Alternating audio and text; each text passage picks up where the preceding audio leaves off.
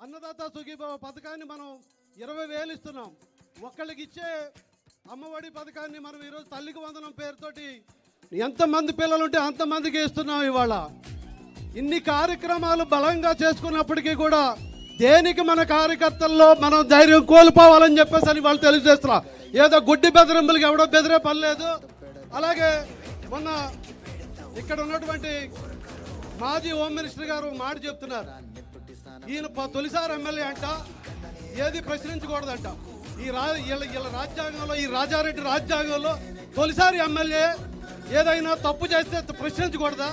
ప్రశ్నించకూడదు ఈ రాజారెడ్డి రాజ్యాంగం అని చెప్పేసి ఈ సభాముఖంగా తెలియజేస్తూ, అలాగే ఏదో అభివృద్ధి చేయండి అని చెప్తున్నారు.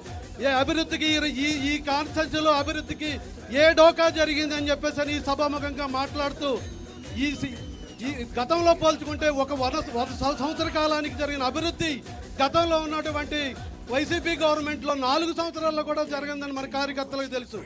ఇంత కష్టపడి అభివృద్ధి చేస్తున్న ఎమ్మెల్యే గారి మీద అవాకులు చవాకులు పేలుతున్నారు. ఎవ్వడు భయపడేవాడు ఎవడలేదు. మీరు వస్తే ఏదో పీకుతారని చెప్పేసి ఇక్కడ మళ్ళీ మీరు వచ్చేది లేదు, చచ్చేది లేదు. ఎట్టి పరిస్థితిలోనూ మనం ఎవ్వడం కూడా ఎవరు తావివ్వకూడదు. ఎమ్మెల్యే గారు ఏ కష్టపడుతున్నారో మనందరం చూస్తున్నాం. మనందరం వెన్నుదనగా ఉందా? ఎవడైనా మాట్లాడితే, తప్పు మాట్లాడితే ఖచ్చితంగా ఒక్కొక్కడికి తాడు తీస్తామని చెప్పి తెలియజేస్తూ ఈ కార్యక్రమాన్ని నాకు అవకాశం కల్పించిన పెద్దలందరికీ ధన్యవాదాలు. జై హింద్.